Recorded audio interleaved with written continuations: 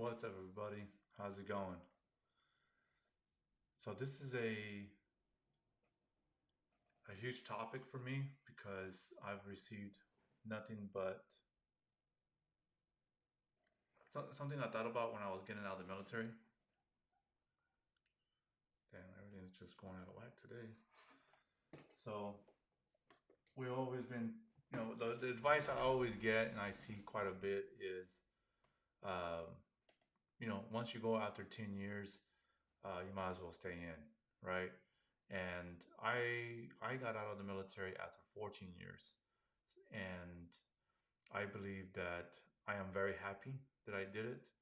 I'm also happy that the stuff that I got to do. I think I got to do a lot of things when I was in. Like I never came in to get rich out of the military. I didn't even get really paid, but I was able to work on aircraft, work on war machines, experience the um, going to Afghanistan, seeing what it's like, going overseas to Asia and Europe, and have all these cool experiences, and it's made me who I am today. And I've also got to prove myself of what I can do with my abilities, even though that you know going to Europe, going to Asia, and learning how to navigate their cultures and navigating through their systems. So yes, there was a little bit of a buffer with the military stuff, as in an American. However, it's still a whole different culture. You still got to learn how to do, especially in Japan and Korea, where you got to navigate, learn how to navigate through all this stuff. So it gave me the confidence to, I mean, even start a business. I was like flipping shoes and jerseys and little trinkets here and there. And I was like, well, crap, if I can do it from here, I can do it from anywhere. And that kind of gave me the confidence to, actually start a business, right? So for this is something that I've heard throughout my military career, and I even got laughed at for getting out at 14 years. Literally laughed at, for getting out at 14 years. And some of you are, probably doing the same thing right now, laughing in my face, and comment below that, uh, was I right to get out at 14, or was it um, bad idea? And I'll give you guys an update. I'm super happy I did it. I never thought about getting rich for the military. I did everything I wanted to do in the military. Do deployments, which I volunteered. I had to get waivers for both times. I volunteered for Korea both times, and I elected to go to Europe. I volunteered to go to Asia. I did all the things that with not being told. Basically, I could have not both times. I could have missed both uh, tours. I went to school, but that wasn't the priority or the reason why I went to school or why I went to join the military. My mission was that I wanted to continue to work on aircraft after my military service, specifically Lockheed. And I wanted uh, to travel. That was a big thing. And, I was already a beer gearhead. I was big into cars, even at 14, 15 years old. I wanted to work on cars, and working on war machines was my thing. So I got to do all those things, and got to, I've always wanted to be in the military. So it wasn't like I was being tricked or anything. No, I went to the recruiter's office after my finals, and I had already the plan. And my mom wasn't even surprised. It's like I knew you were going. It was just when you were gonna go. So she was happy for me. I was big, watched all the military movies. I watched all the aircraft movies like Iron Eagle, and of course Top Gun. And um, so it was always like, I was very eager to go. So wasn't like when I got into the military, I hated it or anything like that. No, I enjoyed every station I went to, every job that I got to do. Of course, I had to work at some of it, but I volunteered everywhere I go. Obviously, I volunteered to go to the military. I volunteered to go to Korea a couple of times. I volunteered to go to deployments, and I could easily just skated if I wanted to, is what they call it, right? And no, I signed up to all these opportunities, all these extra programs. I signed up to it. So when I got to about 12, 12th year, I was like, well, I did everything I wanted to do. I went all these deployments. I went on 35 countries, 36 countries. I've done all these things. And I just had another passion to do, and it's helped. Being on the flight line for all this time is that I've heard all the groans and moaning of the military, and it's not for everybody.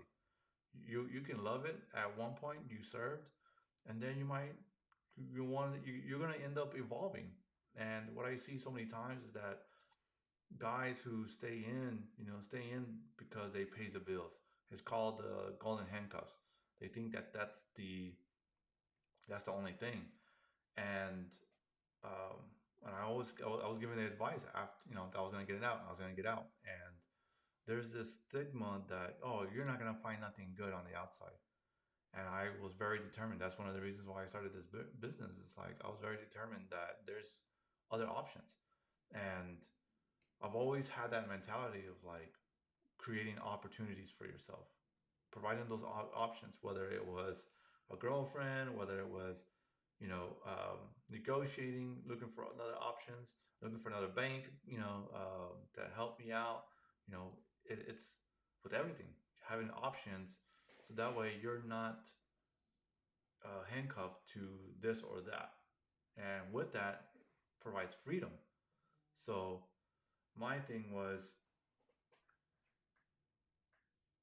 with like what I came to it is, yeah, the pension is great, but are you only living the next 10 years? 10 years is a lot.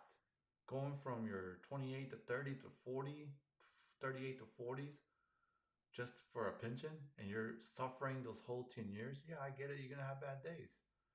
But the way I saw it is, I wanted to start a family. I wanted to be with my family. I wanted to also start a business.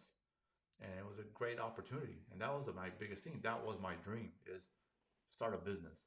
I very big into the entrepreneurship part of it, and I wanted to get started. I was already kind of working on it before I got out, and it just built up, and I felt comfortable to sacrifice all the material stuff, and so I can keep my personal expenses super low.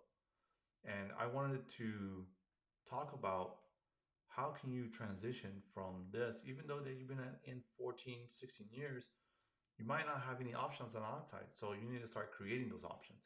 Creating those options like, if you want to start a business, if you want to look what opportunities are out there that can pay you well. And there's tons of opportunities out there. And I can help you with that.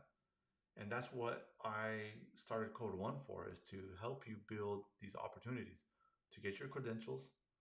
And then with those credentials, you already have the skills, you already have the know-how. And yeah, you might have to learn some stuff on the outside, like a new aircraft, but with these credentials provides you more freedom. And then this is always going to be in demand, especially that boomers are going to be retiring. You're going to be in demand. You're because you have this experience and these skills, and along with your credentials. And right now, there's so much information you can do it for free, nearly for free, and I can help you with that. We're trying to build this community where if you're in a same situation, even if you're not in for 10 years, but if you want to move out, move on from the military and you feel stuck, reach out to me. I can help you. We'll just strategize that. So that's going to be important for you to move on, because I've seen too many people stay in the military and just not happy. They're complaining about every single thing, and sometimes it's just somebody's personality. But um, so I know the difference between people who love it and who love what they do, but not the military, or they just got to a point where like, hey, I got my family, I got 3 kids, I want to be there for my boys, or be there for my children. And that changes. So people are going to evolve, and that's okay. I'm not saying not. And it's funny is because people think I'm trying to scare people away from the military, but I'm not. If anything, I say that young boys should go into the military. Yeah, is there dumb shit? Yes. Is there? But I see the huge difference between now that I've been out for since 2008 or 2018. What is that? 7 years now? 7 years since I separated, and I tell people, hey, it'd be good for you to go to the military.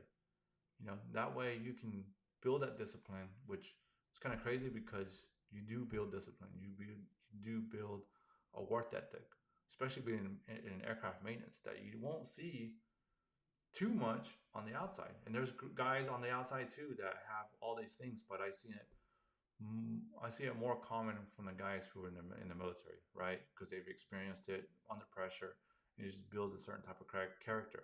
And as on top of that, there's all tons of benefits that go with it too after you get out, right? As veterans, and they are willing to help you. But staying in just for the pension is not a way. You're not gonna be rich, and you still get disabilities. You still, depending if you went to deployments, you're gonna get healthcare. I mean, I got healthcare, and I didn't even know I had it, and that I qualified for it. It's not something I was seeking. If anything, honestly, I've talked to doctors trying to fix this, 50% disability rating because I have sleep apnea, and I told them I was like, hey, I want this fixed, and so I'm not using this damn machine. And the doctor really told me is he said because the way my neck or my throat and all that stuff is structured, that they can't really fix it. I don't know what that means, but and it's something that I needed to continue to look into. But um, I wanted just to get it fixed, be healthy, so I'm not dependent on some stupid machine, right? So, but they literally told me I can't get it fixed, and you're just gonna deal with this, right? So even then, they told me that I'm not gonna stop there. I'm gonna figure out I'm looking up how your jaw is aligned and how you can use these retainers to push, like move your jaw forward. That way, it opens up some airways, and that's what that doctor was talking about. But anyways, there's other ways, that you shouldn't let 10 more years of military service just for a pension. And it's going to be only half of what you've been in, right? So most of us, if you're saying 20, you'll be a E7. And is it really that much money? Not really. You don't make a lot of money in the military. Yeah, there's great benefits. You're still going to get education. There might be some medical stuff, but of course, um, it's definitely not worth it, right? Don't take advantage of the system. I'm trying to get away from this stuff. So I don't recommend you taking advantage. That's taxpayer money. That's your neighbor's money. That's just how I think about that kind of stuff. Okay, I thought about that when I was in the military. Like even something so stupid like turning off the lights in a break room. If nobody is in there, I'm turning off the lights. And it was a habit me growing up. But me thinking about it is like, how this is how my parents taught me is, especially my mom, is like treat, when you go to guest's house, even though that place was my workplace, treat that place better than you found it. Treat it better than what you would do at your house. So, I'll turn off the lights, clean up after yourself. Those are the things that I learned from my parents, and the military pays, adds on to it too. So that's taxpayer money. Turn off the lights. It's just my thing. When I was coming in, so um, if it's messing up your mental health because of you're away from family, you're 6 8 months missing your child's birth, your all these things, and because I've seen people cry, break down and cry because they haven't seen their boys in months, or puts a stress into the marital, the marriage, because they're deploying this and that. So it's I've seen so many spouses leave because they're gone for 6 8 months, and then after that, continually gone. So to me, it's puts a lot of extra stress, and um, you know, serve your time. Serve your 1 or 2 contracts, your enlistments, and it's okay. Even if you've been past 10 years, if what I would work on is, as you should since day one, is as soon as you can start developing skills. Working on your aircraft maintenance skills, or if you want to get into business, start working on that, on those skills that you want to build, so that way when you are not depending at 16 years. So those are my 2 cents on that. Is how do you prepare it? Is start building on those skills. Start seeing your options out there. Take advantage. Take the opportunity. I'm saying not take advantage, because that's your stuff now. Is education, healthcare. Take advantage of that stuff, and um, that's the benefits of being in the military, is that kind of stuff. So get your education done. If you want to be IT, if you want to be a video guy, work on those skills while you're in.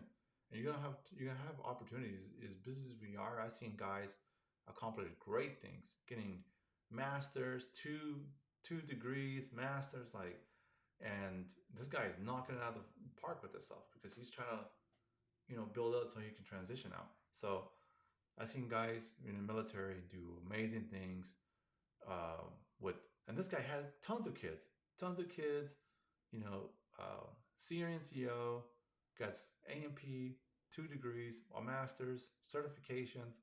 So it's possible. And yeah, he was working online. He's a crew chief at that. So get yourself prepared, and then move on.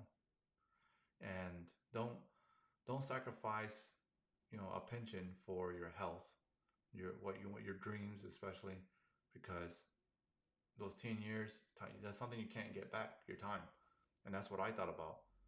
you know I did everything I did. Like, this is basically how I thought about it, right?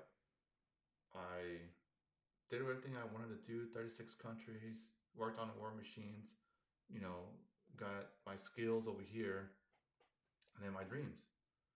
And I also made some sacrifices over here too, and this is still unknown. I already know what's here and what I'm going to do, but then here I have complete confidence in my abilities now, because I got prepared through this transition, and yeah, I got out, and I'm super happy. I'm glad that I did it, and I'm not saying the military is wrong. If anything, I'm pushing people to go, especially young boys, to get into it. And but just prepare yourself, so that way you're not handcuffed to the military, and you can get out at 19 if you want, and not care about a pension, because you set yourself up so good and you're happy with it. And I think that's important. I've seen too many black stripes going through on Facebook of somebody passes, and that part of it, I believe, it's mental health. So uh, take care of yourself, and don't time is something you're not going to get back. And it's what I thought about is, I'm not going to wait another 6 years. I mean, yes, I can continue to do some of it, but then if I just wanted to go all in. I didn't feel good with myself that I'm only giving myself 50% to the military, and then 50% to my dream. I wanted to give 100% to my dream, and it wouldn't be fair for the military. It wouldn't be fair to taxpayers. It wouldn't be fair to the people who I work with. It wouldn't be fair to my leaders, my supervisors, that I'm only giving 50%. So I ended up going this way. I felt confident to go all in with this, and that's what I ended up doing. So I wanted to pursue that dream. I wanted to put it all in, and I don't regret it at all, one bit. I was ready. So take care of yourself, and try to be prepared. All right, that's it for today for this topic. If you have I'm having a Q&A tomorrow at 1 Central. If you're looking to get your AMP, uh, join in. I have it in my LinkedIn post and my Facebook, the QR code where you can join in. I'm also building a AMP community where you can get your credentials, where you can get, find great opportunities. It's all free, and talk to other AMPs. It's on the school program. You can find it. If you're interested, just reach out to me about this community. I'll send it over to you where I can help you get started, go through the material, and also find great opportunities. All right. So look forward to talking to you all and getting, and hopefully I can see you in that school program. All right. Have a good night. Peace.